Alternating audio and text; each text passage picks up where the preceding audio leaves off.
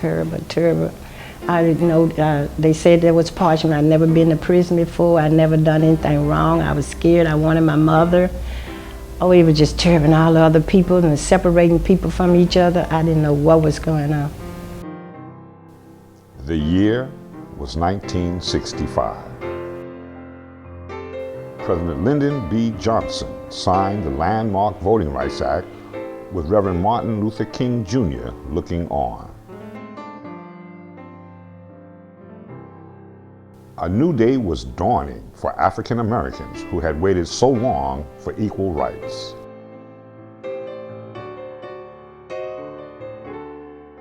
Especially for African Americans in Natchez, Mississippi, the oldest continuous settlement on the Mississippi River. Where once the slave trade, not just cotton, was king, tens of thousands of African Americans, shackled in chains, were sold like cattle at the forks of the road. Generations of slaves thought freedom was near in 1865, as the Civil War came to an end at such a high price. In the next 100 years, progress for African Americans was met with white resistance throughout the Deep South.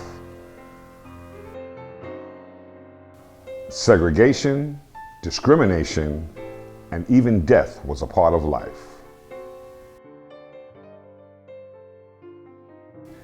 In Natchez, Mississippi, the Ku Klux Klan often paraded proudly through downtown. African Americans were told, mind your place. Well, you know, as a young black, just a person back then, you know, they always say stay in your place, our parents, you know, because if we was walking the street or something and a white woman came along and if you look hard, you know, you could be discriminated against. If you whistle, they could say you were whistling at her and it could bring some kind of harm to you, you know. So we grew up in the fear of white people back then. One time I was a little girl, when I was a little girl, and I was riding with my big brother in his car. And I had to be maybe about 10 or 9 years old. And I was in his car with him and we stopped uptown. He stopped uptown and he parked. And where he parked at, they had these three white men standing on the side.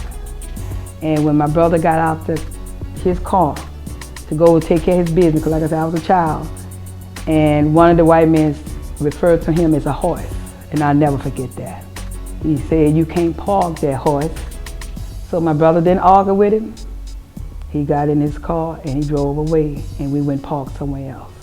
And that, like I said, I was about 9 or 10 years old when that happened. Because I understand that they had looked at us as property. And that's what my brother was to him, property, an animal. And I didn't appreciate that. And like I said, I had to be like 8 or 9, 10 years old. And I felt that. I can remember as a child being with my mother. We would go into the store with my grandmother and they would get their items and in line. And then this white person would come and get in front of them and get waited on first. And I was in school and I knew that if you're in line, you don't skip. So this must was like 5, 7, 8 years old. I was aware then that something wasn't right because, like I said, they taught us you don't skip in the lunch line, you don't skip in any line. If somebody's there, you let them go and then you go your turn. So I noticed then that something wasn't right. When NAACP leader George Metcalf was nearly killed in his truck, the African American community was shocked and angered.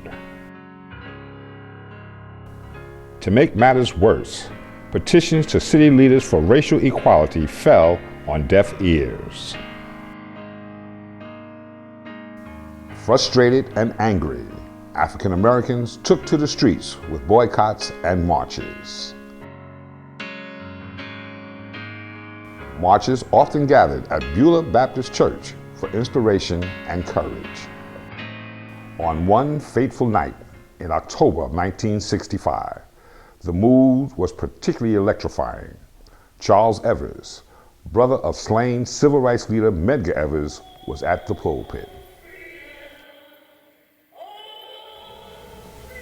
When we were at the Beulah Baptist Church, and it was like, there was like electricity in the air, you know.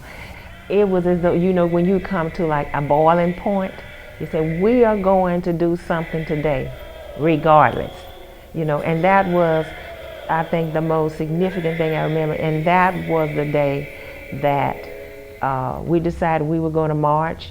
We had been told by state officials, the city officials, we couldn't march. And we said, we're going to march regardless.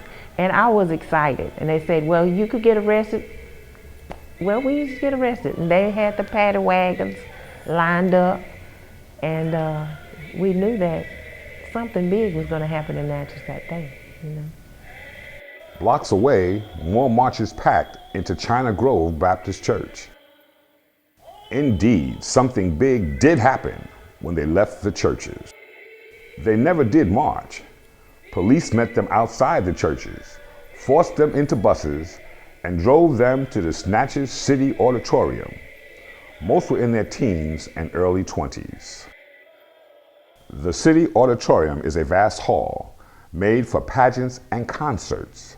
Back then, it was off limits to African Americans. At first they said they were going to take us to jail, but by this time we started hearing word that the jail was full. The jail was full. They're going to take us to the City Auditorium and lock us up there. So actually it was like a cattle roundup because there was so many of us, and so we started saying, well, we're going to go to the City Auditorium. They're taking us to the City Auditorium. So from what I can remember, it started getting on up in the evening. It was hundreds of people that I can remember. Back then, it looked like hundreds of. Oh, when I walked in the auditorium, it was just people everywhere.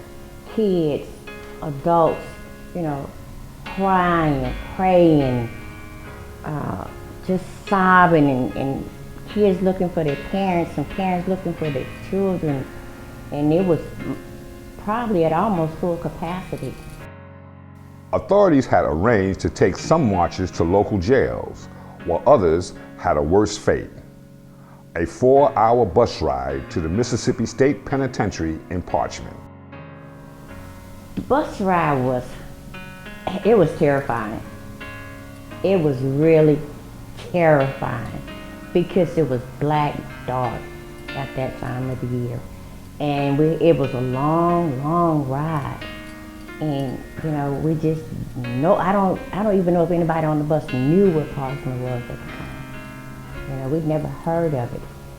So we just rode, and it was just fearful because we had seen movies where people were being taken off and hanged and killed and left, and we didn't know if they were just taking a busload of us to kill us. I mean, it was just the fear of the unknown. It was just so terrifying because everywhere you look, it was just dark, dark, dark. When the bus stopped, I remember we had guards. I know it was like 2 police officers, and I want to say one was a fireman, you know, in the front of the bus, just like you see on TV now.